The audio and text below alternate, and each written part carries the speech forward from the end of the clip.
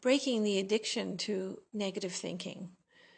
And the only reason you want to do this, and I think you should try your best to do this, is because it will change your life. I know I was a negative thinker, I was sarcastic, I was all those things because that's the environment that I grew up in. And I've spoke a lot about the environment that we grew up in and how it forms who we are. This is known all over. This is what happens. The first 7 years of our life, we are downloading everything around us, everything that we see, hear, feel, and experience. And as those 7 years are happening, we are forming our personality, our character, our beliefs.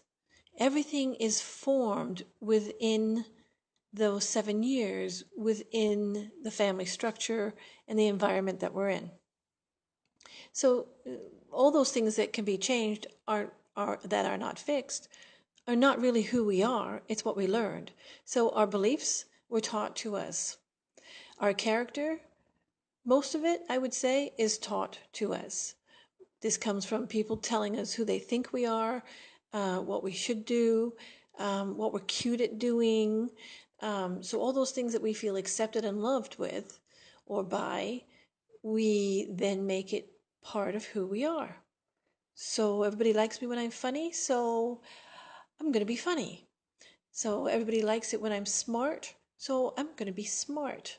And you see how this is not conscious thinking, it is subconscious thinking, it is reactive thinking, it is thinking that, oh, I need to be this in order to fit in this environment, to become the best that I can be. And then the rest is just, it's really taught to us, whether it's told to us or we watch the behaviors and we also watch the results, so the cause and effect. So we see something happen to our parents, one of our siblings, friends, and we see the result of that. We will then choose, well, I could do that and get away with it, or I'm never going to do that because I don't like the result that that person got. So you see, we're always choosing, and this builds who we are.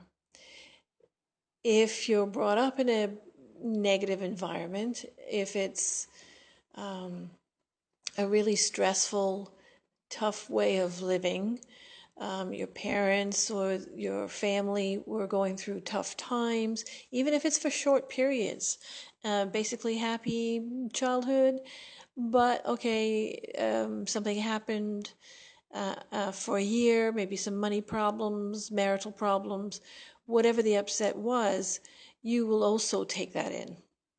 So we are a product of our environment, and that's great news because if you look at how you were brought up, and you add the rest of the years, so usually at home till you're 18 or 20 for some of us, longer for some, it just gives us more time to absorb, solidify, and ground those beliefs, those habits, the characters, the things that we need to do to be loved, accepted, and all those things. So we really, by the time we're up and out and headed to do our own lives, our subconscious is pretty much intact, and it is super fast. It's faster than our conscious mind.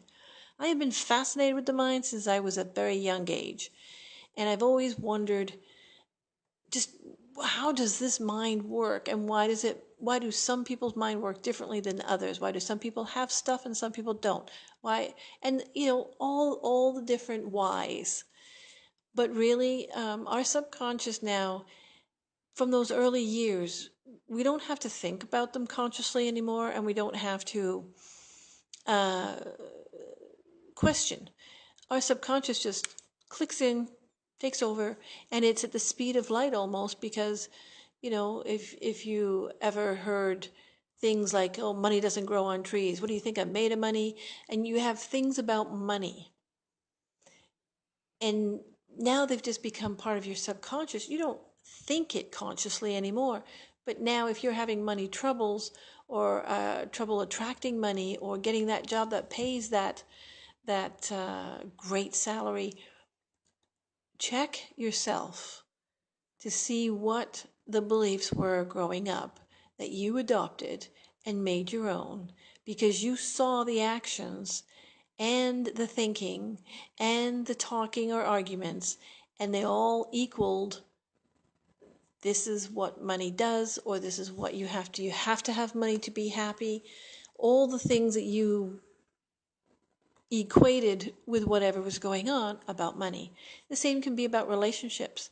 If the relationship was falling apart within your parents and some people around you, and you watch that and what was going on and what they had to do, whether it was to try to stay together or try to get out of the relationship, this could go on forever.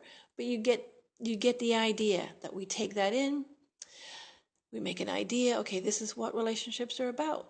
The man is superior to the woman, or the woman is superior to the man, or the woman is the victim and the man is the perpetrator. And so being a victim makes all the family members love her and support her. So that is a way to get love and support. So I will become a victim. And again, it's not a conscious thought. When we're children, we watch and we see the results, right? Or depending on our makeup, we could be looking at the perpetrator and go, wow, what power that person has, and he gets her to do everything he wants her to do. I'm going to be the perpetrator. So you see what I'm saying? This is how we go through life, and we absorb, watch, feel, and then choose. How are we going to be? A lot of it, sometimes, depending on your environment, it's purely survival. So you will choose the one that looks best in order for you to survive. And when you hear the negative thoughts growing up, yes, it does permeate you. And yes, you can become that negative thinker. Same as if you're with a happy people. If you're surrounded by happy people, you're going to be happy. You're going to be around funny people, you're going to be funny. So, and then you can have a mixture. You can have unhappy people who are funny in public, funny around other people. And then you adopt that too. There are so many variations thereof of how we make up ourselves. What is important here is that you look at yourself and go, okay, write down, put a line down a piece of paper, and write down the things that you really do like about yourself and things that serve you. You know, I'm kind, I'm nice, I'm a hard worker, I believe things come to me easily, I'm easygoing, I don't get angry very often, and whatever. And then on the other side, write down the things that you may not like or things that no longer serve you. I believe that you have to work really hard for your money. If I open up a business and I have to be there 24/7 to make that thing work because it will not work on its own. Relationships are hard. You have to stick it out, or you have to get out as fast as you can the first time a sign of trouble or control. And then children, the terrible twos, and then the terrible teenage years, and all those beliefs will create that in your life because you have to attract exactly what you are thinking, which is like attracts like. So if you're happy-go-lucky, guess what? Just all you have to do is look around. If you have happy-go-lucky and fun people around you, it's mirroring that. If you have people that are worried and scared and fearful and don't want to move and don't want to do anything, then guess what? That's it being resonated back to you. You're seeing it, right? You have angry, violent people around you, surrounding you. It is again like attracts like. And it could be someone who's very quiet who's attracting anger. It doesn't mean you have to be overtly in any of these situations. It's what your inner self is doing. The more you think about certain things or feel about certain things, you develop an energy about yourself. And that's what brings and attracts like energy to you. Sit with that for a minute. I did this work on myself. I had to do some inner looking and inner excavating.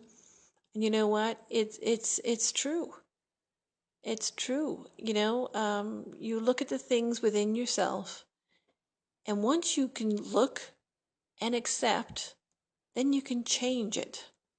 And when you change it, then you start acting differently, speaking differently, and then follows attracting differently. Someone said to me a long time ago, fake it till you make it. Well, I believe that. You have to, because you're so used to being a certain way. If we want something different, we must change how we see, feel, and think. And that way our energy changes, and that way we pull in something different into our life. This is what's important.